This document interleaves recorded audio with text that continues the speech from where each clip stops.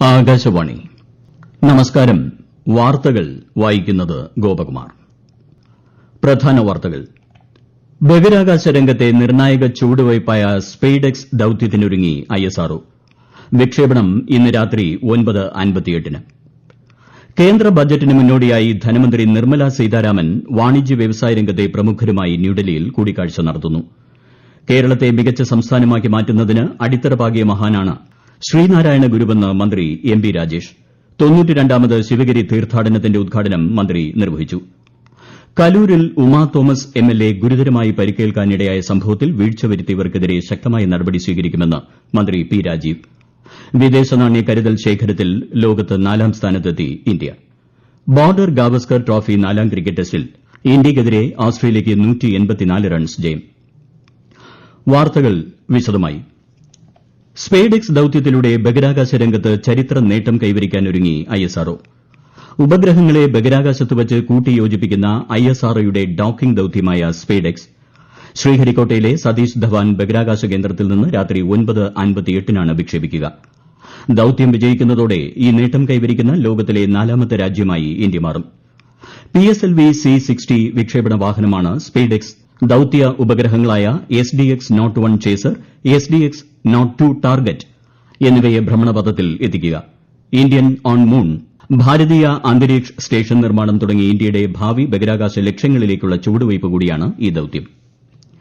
World audio visual entertainment ഉച്ചകോടിക്ക് India 2025-ൽ ആതിഥേയത്വം വഹിക്കും. ഫെബ്രുവരി 5 മുതൽ 9 വരെ ന്യൂഡൽഹിയിലെ ഭാരത് മണ്ഡപത്തിലാണ് വേവ്സ് ഉച്ചകോടി സംഘടിപ്പിക്കുന്നത്. ഇന്ത്യയുടെ സർഗ്ഗാത്മകത പ്രദർശിപ്പിക്കാനുള്ള മികച്ച അവസരമാണിതെന്ന് പ്രധാനമന്ത്രി നരേന്ദ്രമോദി ഇന്നലെ മൻ കി ബാത്തിൽ പറഞ്ഞു.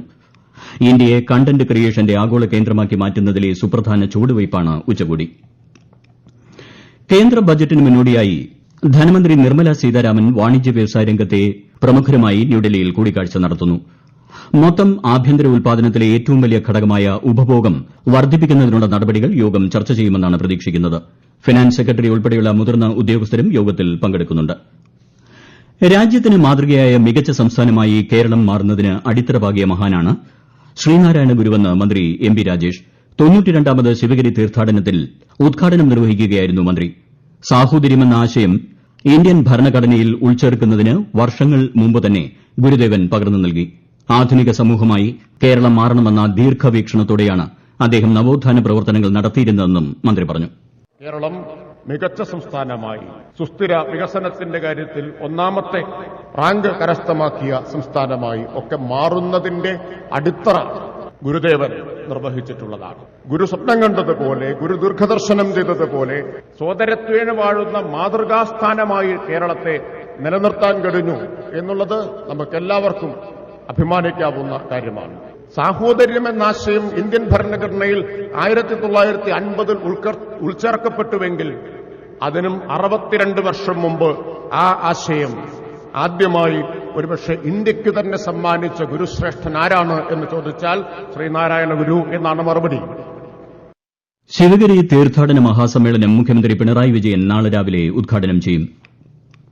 കൊച്ചിയിലെ കലൂർ സ്റ്റേഡിയത്തിന്റെ ഗാലറിയിൽ നിന്ന് വീണ് പരിക്കേറ്റ തൃക്കാക്കര MLA ഉമാ തോമസിന്റെ തലയിലെ പരിക്ക് കൂടുതൽ ഗുരുതരമായിട്ടില്ലെന്ന് മെഡിക്കൽ ബുള്ളറ്റിൻ.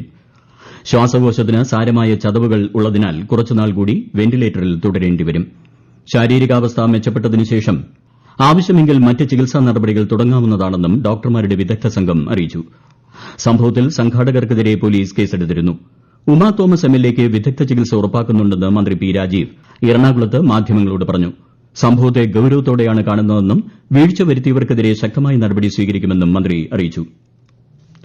വിദേശ നാണ്യ കരുതൽ ശേഖരത്തിൽ ലോകത്ത് 4ാം സ്ഥാനത്തെത്തി ഇന്ത്യ. രാജ്യത്തിന്റെ കരുതൽ ശേഖരം $700 ബില്യൺ വർദ്ധിച്ചതോടെയാണ് ഇന്ത്യ ഈ നേട്ടം സ്വന്തമാക്കിയത്. ലോകത്തിലെ 5ാമത്തെ വലിയ സമ്പദ്വ്യവസ്ഥ കൂടിയാണ് നിലവിൽ ഇന്ത്യ. 2014-നും 2024-നും ഇടയിൽ രാജ്യത്തെ നേരിട്ടുള്ള വിദേശ നിക്ഷേപം $709 ബില്യൺ ആയിരുന്നു. ആഗോള മത്സരക്ഷമതാ സൂചികയിലും ഇന്ത്യ സ്ഥാനം ഉയർത്തിയിട്ടുണ്ട്. പ്രതിരോധ മേഖലയിലെ നിർണായക നിരവധി ചുവടുവയ്പുകൾക്ക് 2024 വർഷം സാക്ഷ്യം വഹിച്ചതായി കേന്ദ്ര പ്രതിരോധ മന്ത്രാലയം. ഇന്ത്യ ചൈന അതിർത്തി രേഖയിലെ സമാധാന അന്തരീക്ഷം പുനഃസ്ഥാപിക്കുന്നതിൽ സമവായത്തിൽ എത്തുന്നതിന് നിരന്തര ചർച്ചകളിലൂടെ ഇരു രാജ്യങ്ങൾക്കും സാധിച്ചത് വലിയ നേട്ടമായി മന്ത്രാലയം ചൂണ്ടിക്കാട്ടുന്നു. പ്രതിരോധ മേഖലയുമായി ബന്ധപ്പെട്ട ഉത്പാദനം 1,26,000 കോടിയുടെ സർവ്വകാല റെക്കോർഡിൽ എത്തുന്നതിനും 2024 സാക്ഷിയായി. മുൻവർഷത്തേക്കാൾ 16.7% വളർച്ചയാണിത്. പ്രതിരോധ കയറ്റുമതിയിലും 32% വളർച്ച കൈവരിക്കാൻ സാധിച്ചിട്ടുണ്ട്. ഈ വാർത്തകൾ ആകാശവാണിയിൽ നിന്ന്. ആകാശവാണി വാർത്തകളും വാർത്താ അധിഷ്ഠിത പരിപാടികളും All India Radio news Thiruvananthapuram YouTube ചാനലിലും at All India Radio news Thiruvananthapuram Facebook പേജിലും AIR ന്യൂസ് _ ഇൻസ്റ്റഗ്രാം അക്കൌണ്ടിലും at AIR news _ TVM X ഹാൻഡിലും ലഭ്യമാണ്. മകരവിളക്ക് മഹോത്സവത്തിനായി ശബരിമല നട ഇന്ന് വൈകുന്നേരം 4-ന് തുറക്കും. തന്ത്രിയുടെ സാന്നിധ്യത്തിൽ മേൽശാന്തി സന്നിധാനത്തെ ആഴിയിൽ അഗ്നി പകരുന്നതോടെ തീർത്ഥാടകർക്ക് 18ാം പടി ചവിട്ടി ദർശനം നടത്താനാകും. മകരവിളക്ക് കാലത്തെ പൂജകൾ നാളെ പുലർച്ചെ 3-നാണ് ആരംഭിക്കുക. ജനുവരി 11-ന് പ്രസിദ്ധമായ എരുമേലി പേട്ടതുള്ളൽ നടക്കും. 12-ന് ഉച്ചയോടെ തിരുവാഭരണ ഘോഷയാത്ര ശബരിമലയിലേക്ക് പുറപ്പെടും. 14-നാണ് മകരവിളക്ക്. പുതുവർഷത്തെ വരവേൽക്കാനൊരുങ്ങി കേരളം.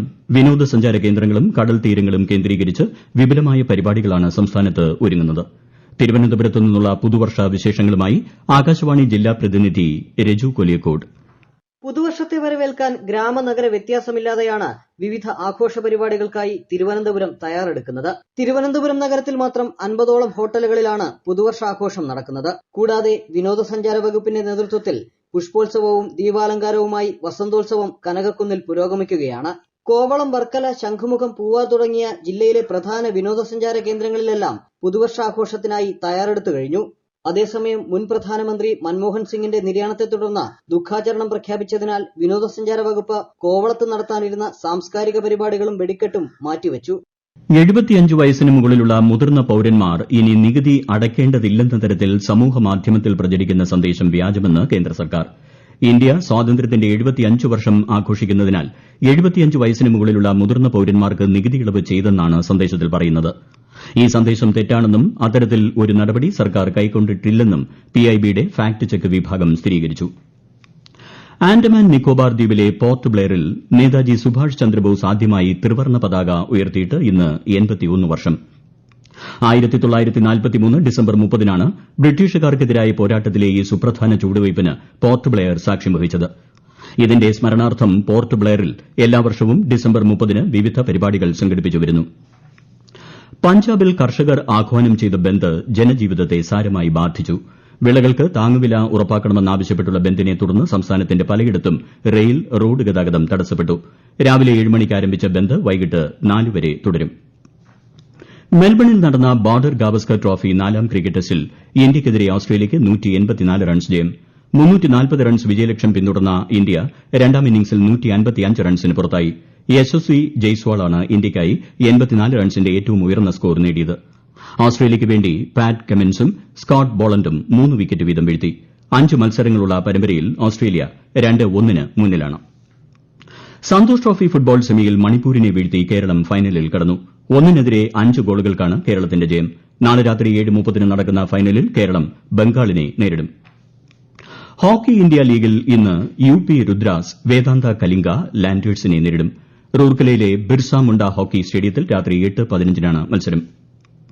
ഉത്തരേന്ത്യയിൽ അതിശൈത്യം തുടരുമെന്ന് കേന്ദ്ര കാലാവസ്ഥാ വകുപ്പ്. ന്യൂഡൽഹി ഉൾപ്പെടെയുള്ള പ്രദേശങ്ങളിൽ താപനില 3 ഡിഗ്രി വരെ കുറയാൻ സാധ്യതയുണ്ടെന്നാണ് മുന്നറിയിപ്പ്.